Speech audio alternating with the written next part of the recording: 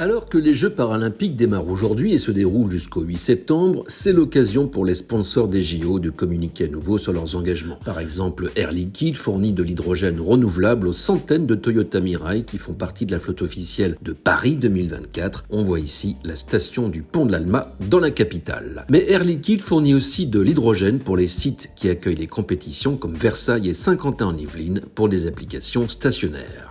Les taxis sont au rendez-vous des Jeux, ainsi Hype habille ses véhicules aux couleurs de Paris 2024, supporteur exclusif au titre des taxis. L'opérateur a profité des Jeux pour lancer une opération incitant les chauffeurs à basculer dans les flottes zéro émission. Il a reçu le soutien de gros sponsors des JO, dont le comité d'organisation. Rappelons qu'en 8 ans, Hype a transporté 8 millions de passagers avec des véhicules à hydrogène. Le plus gros sponsor reste Toyota, avec une flotte de plus de 2600 véhicules et avec différentes énergies. La Mirai reste bien sûr la voiture la plus visible. Mais le constructeur a fait venir aussi du Japon la Crown, une grande berline cousine de la Mirai. Et il met l'accent aussi sur cette version à hydrogène du pick-up Hilux qui a été produite en petite série en Angleterre.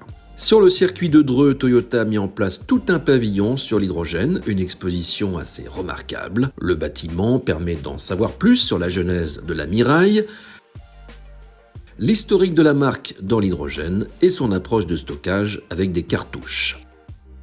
On peut découvrir au passage les dessous du pick-up Hilux qui amorce le virage de la mobilité lourde. À l'autre bout de la chaîne, voici une voiturette de golf de Yamaha, un scooter de Suzuki et le vélo à hydrogène de Pragma. Autre invité, la H24 Evo de l'Automobile Club de l'Ouest.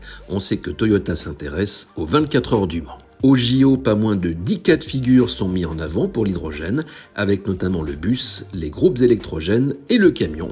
En parlant de poids lourds, voici l'un des exemplaires qui ont été mis à contribution pendant les JO. C'est un camion rétrofité. La période des Jeux paralympiques sera l'occasion pour Toyota de mettre l'accent sur le handicap.